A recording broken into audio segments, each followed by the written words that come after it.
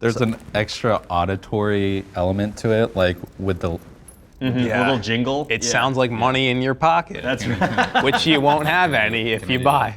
What's up? This is GQ Recommends, and today we're talking about a menswear classic, the loafer.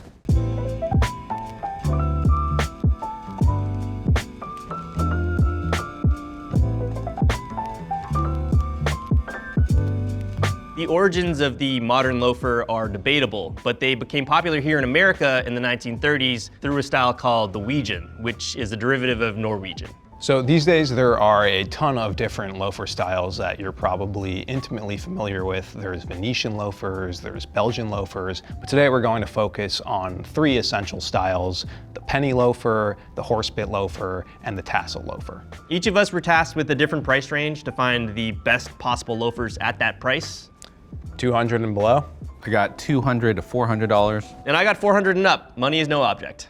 So for 200 bucks or less, my favorite pick in the category is this pretty legendary loafer from GH Bass & Co. It's the Larson Weejen loafer. It's probably pretty close to the silhouette that you think of when you think of loafers generally. It's called a penny loafer because, as urban legend goes, college prepsters and young kids used to stick a penny into that distinguishing leather strap across the top there. It's also got what's called a beef roll, which refers to the leather buildup around the vamp. I really like this pair in particular because it's two-tone, which feels really cool and sort of retro to me. They're just such a classic, and they look really cool fresh out the box. They look really cool beaten up, you know, like when you really live the life in them. Totally. I Yeah. think, like to Young's point, they almost look even cooler when they're super beat up. Like I Right. could see some skater downtown rocking these with like cuffed dickies and just beating the hell out of them. My second pick in the sub 200 category is really sick. I'm excited for you guys to see it. It is a tassel loafer from Solaver, which is a heritage British shoemaker from Northamptonshire. They make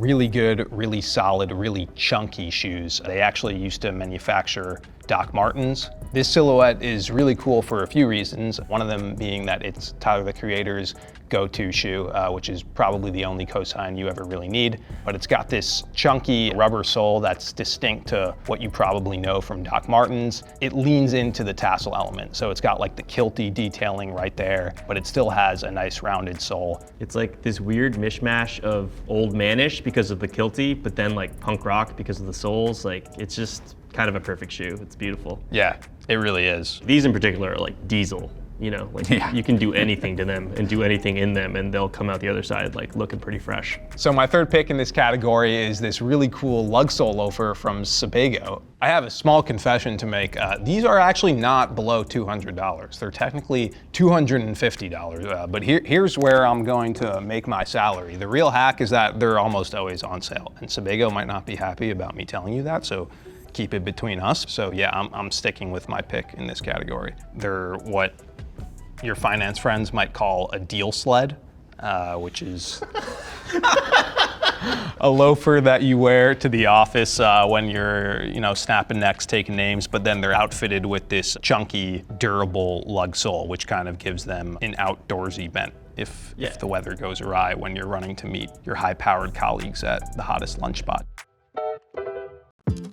If you have a few more bucks to spend, $200 to $400 price point, my favorite pick from a brand called Black Sock & Weber. So this brand is pretty new. If you haven't heard of them, I would not be surprised. The founder, Chris, is a really cool guy. He has a pretty deep sneaker head background. And with that sort of approach, he's bringing a really fresh, contemporary angle. You can see from this pair, the leather's not so typical. It's sort of this suede upper with a elephant skin type of embossing on it, which gives it texture in two different ways. But then you've got this nice horsebit detail. For what you pay, you're getting a lot. These are made in England. They have a double layered leather sole, so that's gonna make them last a lot longer. But even with that, I find that they're pretty comfortable. They're Goodyear welted, which means it should be pretty easy for you to just take them to the cobbler, have them resole it, and these are gonna last you a long time. I mean, it's guys like Chris, like you were saying, who have that sneaker background, who like that was their, like me, like that was my introduction to loving fashion, was loving sneakers. Loafers are such a great platform to apply that kind of thinking in terms of like, oh, I always want like the newest, hottest colorway. I always want to, I want to try different materials, and it's like just gives it like a whole new air and fresh perspective. Overall, it's pretty beefy, right? Like you look at that silhouette, it's kind of wide, which is actually one of the reasons they are so comfortable. I like them with more relaxed pants to really emphasize that. It just feels like the proportions are better for wider pants. That said, I like these with a pair of shorts too. Another great option in this $200 to $400 price range is a brand called Morehouse. They're also a newer brand. They still have a contemporary edge, but still very much classic. These shoes are made in Spain, which is a country that has a really long history of shoemaking. This is a really great option. If you just graduated or you got your first job, I would not be mad at getting these as a present to yourself. They may not have that heritage, but they've definitely got the construction and the quality and the looks for sure. Yeah, for sure. I mean, I feel like the telltale sign of a good product is like the second Gerald pulled it up, Young and I both went, oh yeah, like we've recommended those to like a bunch of people recently. For sure. Can you actually talk a little more about the nails, like what the significance is? So yeah, the nails on here aren't the only nails in the sole. They're actually in most dress shoes and hard bottoms, there are nails like through the heel too. You're not going to see them, but they help hold the shoe and the sole to the upper together. Right. You usually see this on more high-end, like bespoke shoemakers. Sort of a nod to that more dressy, bespoke feel. It's a great value, quality shoe, handsome. Like you're gonna have this in your closet for years. Last pick in this price range slides in at $210. Right over the lower limit is this pair of gorgeous shoes from, I never know how to pronounce it. I wanna say it's Meermin. I really like this brand, super handsome. I think it's sort of the nice in-between between Black Sock and Weber's and the Morehouse. A little bit chunkier, but still pretty sleek. Man, these are really pretty up close.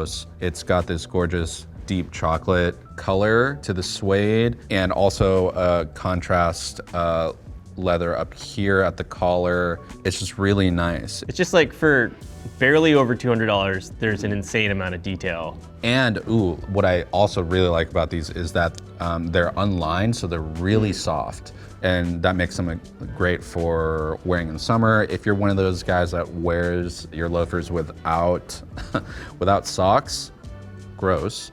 Yeah. Gross. Oh, nasty. So I had no budget. I could pick any shoes I wanted in the world. I decided to go pretty classic. This is the Gucci 1953 Horsebit loafer. Gucci didn't invent the Horsebit, but they pretty much perfected it in 1953. So this shoe is now 70 years old. It looks as good now as it did the day it was invented. And this shoe is like so instantly iconic. Obviously, as you've seen, throughout this video, there are a lot of Horsebit options out there now, but Gucci still sort of rises above the pack for a few reasons in my mind. One is like this oft imitated, never quite perfected shape. This is such a distinct shape of shoe. It's like not quite square toe, not quite fully rounded. It's just very beautiful, classic, sort of moccasin style. The other is the quality, right? It's made in Italy of really beautiful leather that's gonna, last a really, really long time. It's like so soft and supple straight out the box, unlike how kind of tough and cool that Bass Weejuns leather is. But this is like the opposite. This is like, you put this on and it just feels so nice against your foot. So these will cost you almost $1,000. They clock in at $920. That is, I grant you, a very large amount of money to spend on a pair of shoes. But I would also argue that you pay that much and you will get a ton of wear out of these.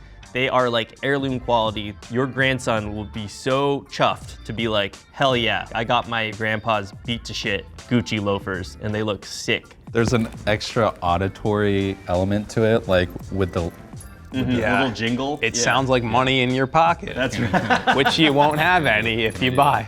Classic shoe, totally worth the money in my opinion. So good. Yeah, if you can afford them, then great for you. My second pick in the no budget category are these really beautiful loafers from John Lobb. John Lobb is a very traditional English brand. It's been around for, I want to say, like over 150 years. They have a history of amazing bespoke shoemaking. These are no slouch by comparison. Like, these are from their main line. You can buy them like this, ready to go. Side note, looking at it from this angle when you were holding it young, like in contrast to the Bass loafers, like the two-tone is so subtle, I could barely even notice it in certain lights, which is really sick. Doesn't have that pop of contrast that the Bass Weejuns has, but it's just a beautiful, beautiful shoe. Last but not least, in this category, I wanted to shout out Belgian Shoes, which is a classic New York store. It's been there since the 50s. They specialize in Belgian loafers, which are a very specific kind of shoe. They're very rakish.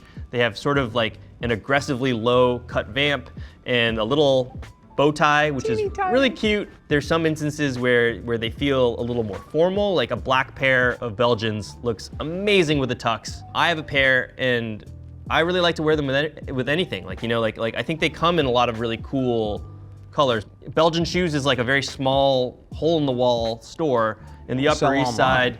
They don't sell their shoes online. You have to literally make a pilgrimage to this tiny little hole in the wall to buy these shoes. No matter what you're wearing them with, they're gonna stand out because they've got the little bow tie. They're very particular. They're like a shoe that a lot of people have never seen before. Paired with jeans, paired with a pair of shorts that we keep saying, they look really sick, and I wear mine all the time with all sorts of stuff.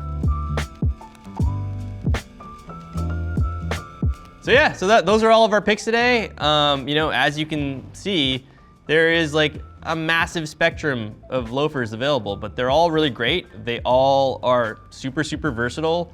And no matter what your budget or taste is, there's a great pair of loafers out there for you. And I hope we proved that today.